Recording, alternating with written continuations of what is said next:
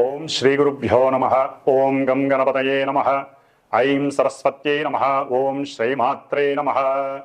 ఓం త్రయంబకం యజామహే సుగంధిం పుష్టివర్ధనం ఉర్వారుకమివ బంధనాత్ మృత్యోర్ముక్షేయమామృతాత్. ఓం నీలాంజన సమాభాసం రవిపుత్రం యమాగ్రజం ఛాయామార్తాండ సంభూతం తం నమామి శనైశ్చరం. ఓం శనైశ్చరాయ నమః. మనకి ఈ సంవత్సరం 2025వ సంవత్సరంలో మార్చి 30వ తేదీ చాలా విశేషప్రదమైనటువంటిది. ఎందుకంటే ఈ యొక్క రోజున మనకి ఉగాది కావటం, అర్ధరాత్రి మనకి 6 గ్రహాలు మీనరాశిలో సంచరిస్తూ షష్టగ్రహ కూటమి, ఆ తదుపరి పంచగ్రహ కూటమిగా మానవుల మీద, దేశం మీద, ప్రపంచం మీద ప్రకృతితో అనుసంధానం చెందినటువంటి గ్రహాల యొక్క వీక్షణలు ప్రకృతి మీద తన యొక్క ప్రకోపాలని చూపిస్తూ వైవిధ్యకరమైనటువంటి ఎన్నో రకాల ఫలితాలని మన మీద చూపెట్టబోయేటటువంటి సమయం చాలా తొందరగా ఆసనమైంది. అందులో ముఖ్యంగా మనం కర్మకి కారకుడైనటువంటి శని భగవానుడు అందులో చాలా పెద్ద హీరో పాత్ర వహిస్తున్నాడు.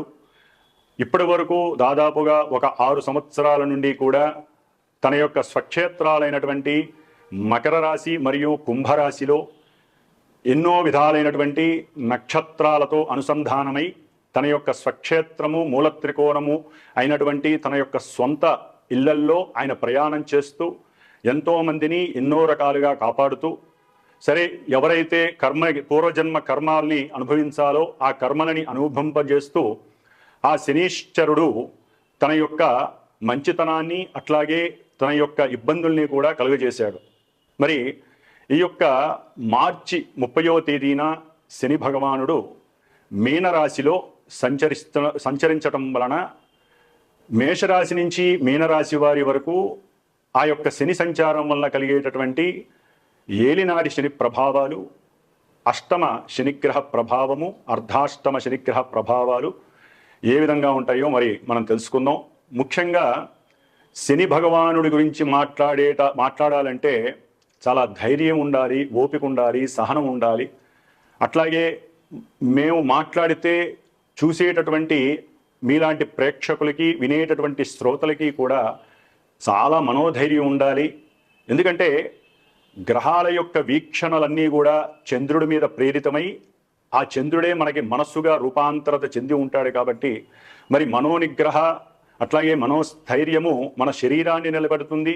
మన మనస్సు ద్వారా ఎన్నో ప్రకోపాలు లోపల వాత పిత్త శ్లేష్మ అనేటటువంటి త్రిగుణాత్మక రోగాలు కలుగజేసేటటువంటి దోషాలు మనలో ఉన్నాయి.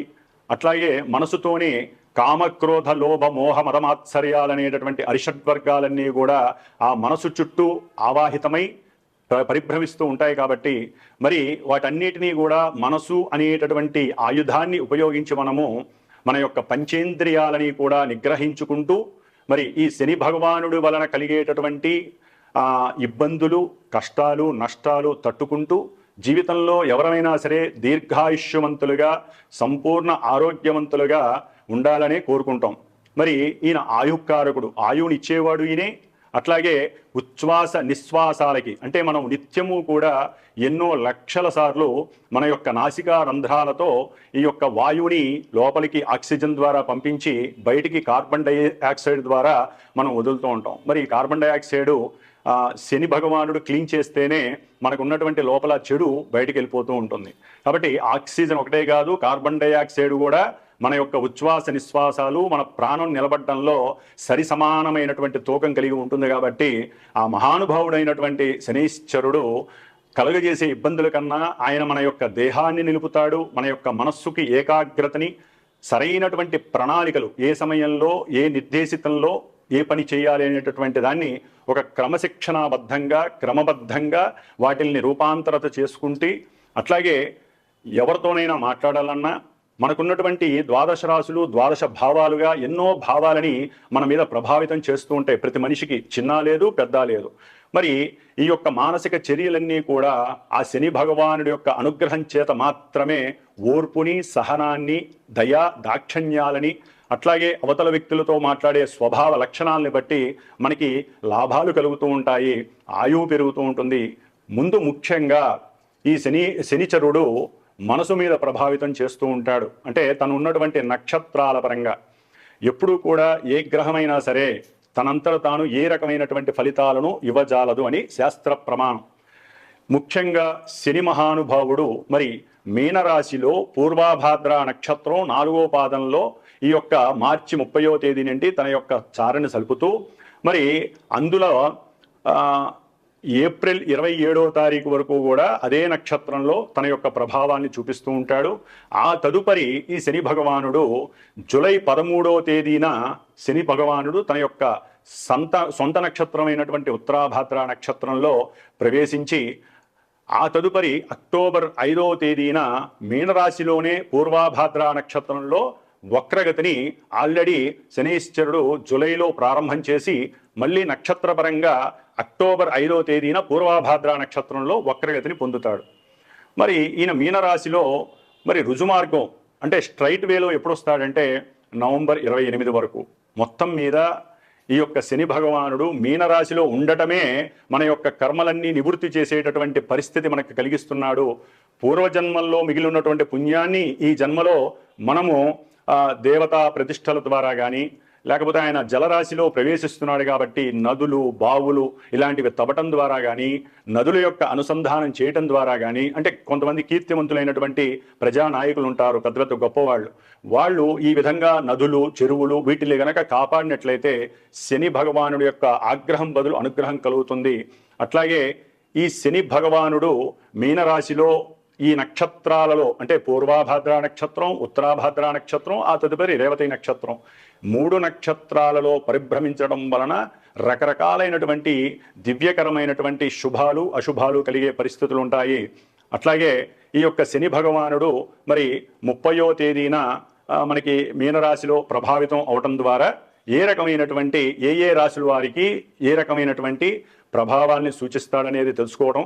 అట్లాగే ఈ శని భగవానుడు ఇప్పటి వరకు 30వ తారీఖు వరకు కూడా కొన్ని రాశుల వారికి ఏలినాటి, అష్టమ, అర్ధాష్టమ శని రూపాలతో వారిని ఎన్నో రకాల ఇబ్బందులు, కొన్ని మంచి చేసినటువంటి పరిస్థితి.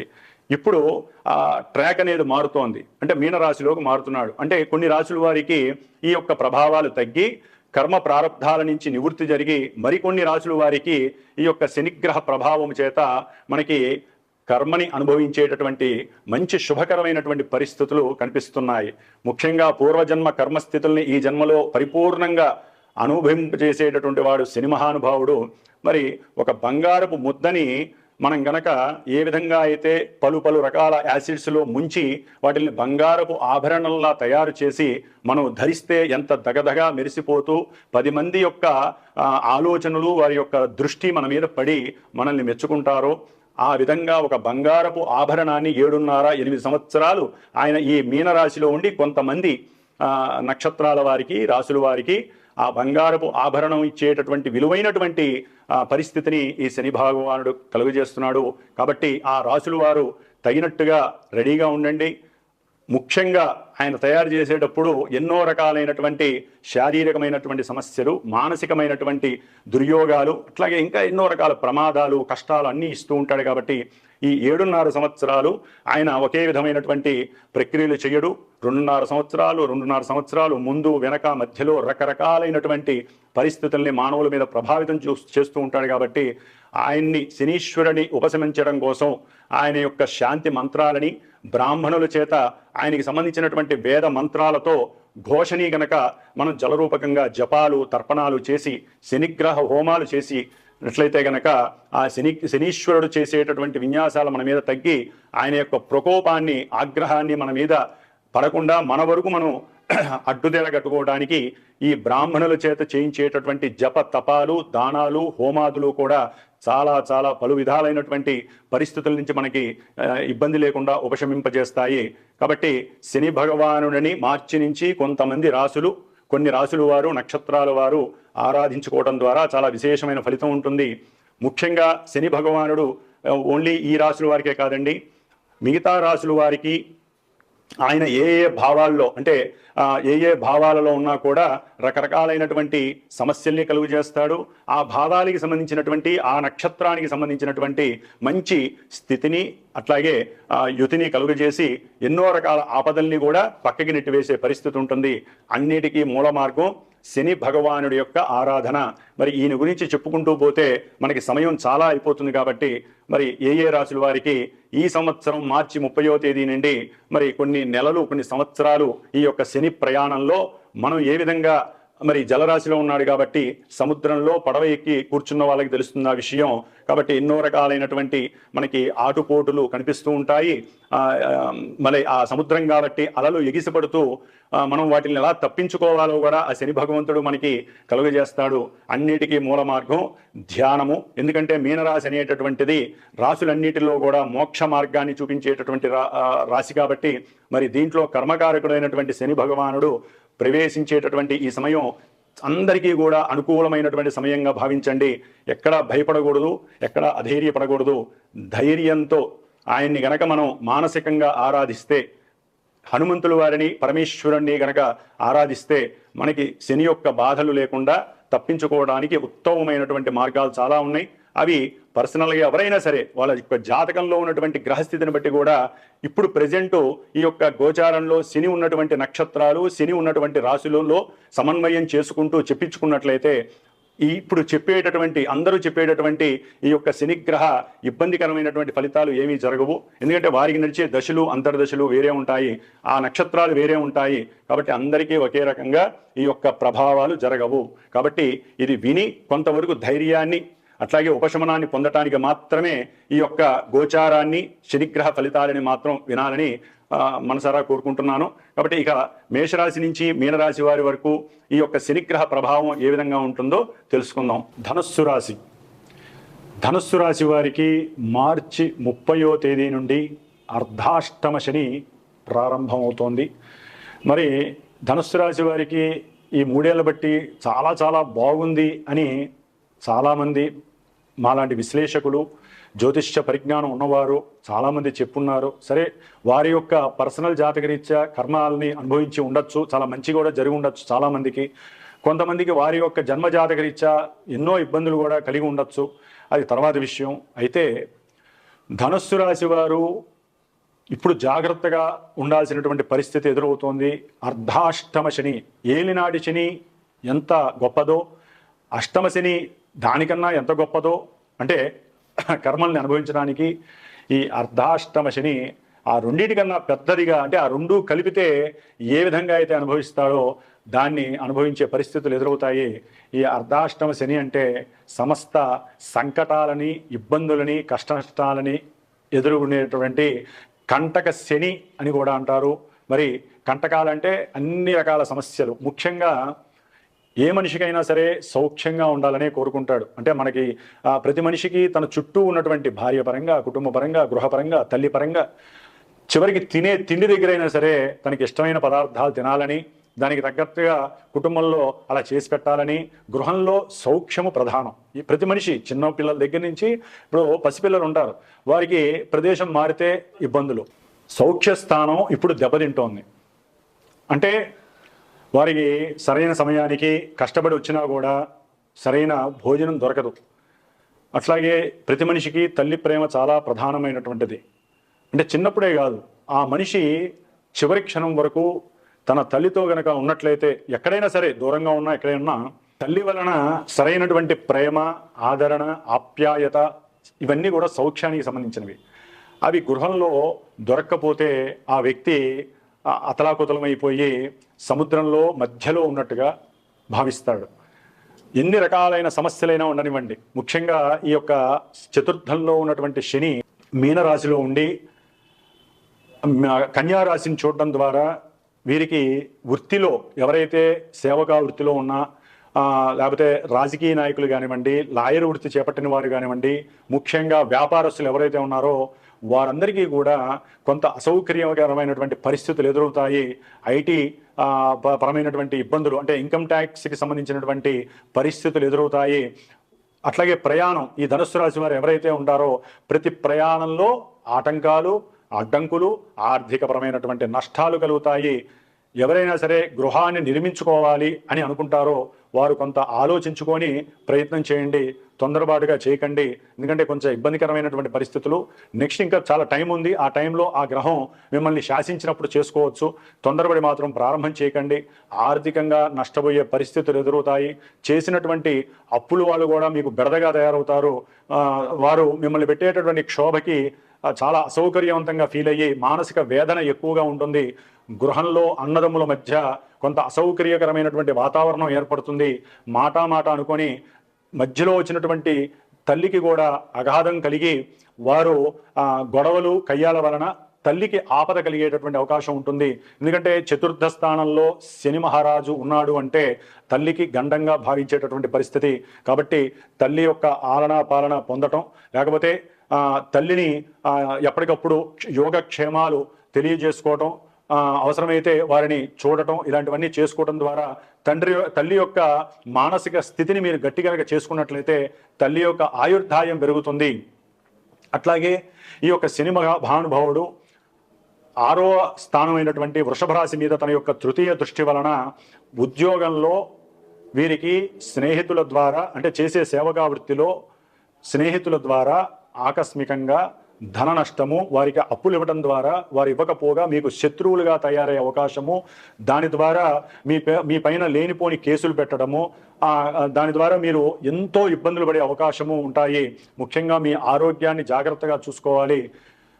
అరికాళ్ళల్లో సమస్యలు, అంటే లేనిపోని సమస్యలు చాలా ప్రారంభమవుతాయి. కాబట్టి పాద సంరక్షణ చేసుకోవడానికి కొంత నడుం బిగించండి.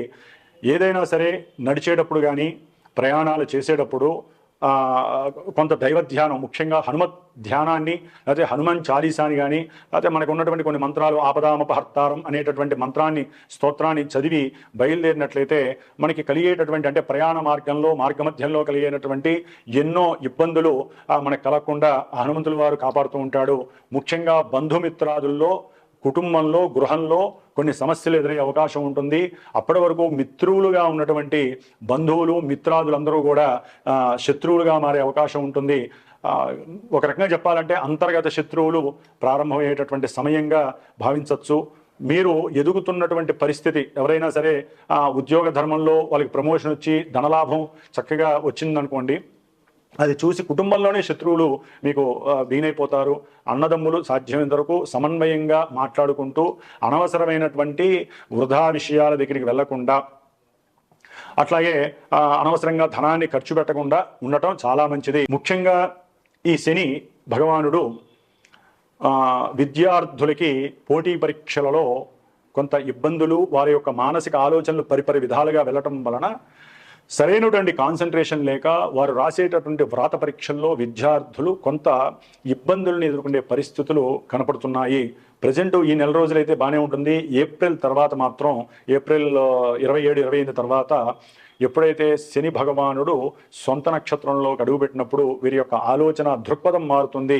వీరు రాసే వ్రాత పరీక్షల్లో కొంత అనాలోచన వీనవుతుంది. శ్రద్ధ పెట్టలేరు.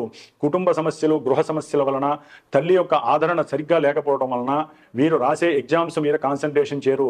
కాబట్టి ఒకటే, విద్యార్థులు సరైనటువంటి అవగాహనతో చదవండి, సరైన ప్రణాళికలు తయారు చేసుకోండి. ఎన్ని కష్ట నష్టాలు వచ్చినా తల్లి యొక్క అనుగ్రహం పొందండి. ఆదరణ లేకపోయినా సరే మీరు తల్లిని ఆదరించండి. తల్లి పాదాలకు నమస్కారం చేసుకుంటే ఎటువంటి విజయమైనా మీరు సాధించగలుగుతారు. లేకపోతే మీ బుద్ధి, చేతనత్వం దెబ్బతింటుంది. రాసే ఎగ్జామ్స్లో మీరు సౌకర్యవంతంగా రాయలేరు. అట్లాగే మీరు ఎగ్జామ్స్కి వెళ్ళేటప్పుడే ముందుగానే మీకు సంబంధించినటువంటి ఆ ఎగ్జామ్స్ ఐటమ్స్ ఉంటాయి కదా, అవి జాగ్రత్తగా చూసుకుని వెళ్ళండి. ముఖ్యంగా ఎండాకాలం కాబట్టి వాటర్ బాటిల్స్ అవి కూడా జాగ్రత్తగా ముందుగానే తీసుకువెళ్ళండి. ఎన్ని ఇబ్బందులు ఎదురొచ్చినా సరే మీ యొక్క స్వశక్తితో, స్వయం కృషితో, గురువుల్ని ఆరాధించడం ద్వారా దేవాలయానికి వెళ్ళి మీరు ఎగ్జామ్స్కి వెళ్ళడానికి ప్రయత్నం చేయండి. లేకపోతే ఇంట్లోనైనా సరే మీకు ఇష్టమైనటువంటి దైవాన్ని ప్రార్థన చేసుకొని చక్కగా ఎగ్జామ్స్కి కనుక వెళ్ళినట్లయితే మీరు ఆ యొక్క ఎగ్జామ్స్లో అంటే మంచి ఉత్తీర్ణత శాతాన్ని కూడా పొందే అవకాశం ఉంటుంది. వీరు ఆరోగ్య విషయంలో కొన్ని జాగ్రత్తలు తీసుకోవడం చాలా చాలా ఉత్తమమైనటువంటి విషయంగా మీరు పరిగణించాలి. ఏదేమైనప్పటికీ ధనుస్సు రాశి వారికి ఈ యొక్క కంటక శని ఎలా ఉంటుందంటే ముళ్ళుతోనే తీయాలి. మనకి ఏదైనా ముళ్ళు గుచ్చుకుంటే సన్న సూదితో కానీ లేదా అదే ముళ్ళు ఇంకేదైనా ముళ్ళుతో తీస్తేనే అది బయటకు వస్తుంది. కాబట్టి ఆ యొక్క ఆలోచన శక్తి కూడా మీకు పెంచుకోవడానికి ప్రయత్నం చేయండి. అనవసరమైనటువంటి విషయాల జోలికి వెళ్ళటం కానీ, గృహంలో తల్లితో విరోధం తెచ్చుకోవడం కానీ చేయకండి. ఏది ఏమైనప్పటికీ కూడా ఈ యొక్క ధనుస్సు రాశి వారికి ఇబ్బందికరమైనటువంటి పరిస్థితులుగా మనం పరిగణించుకోవాలి.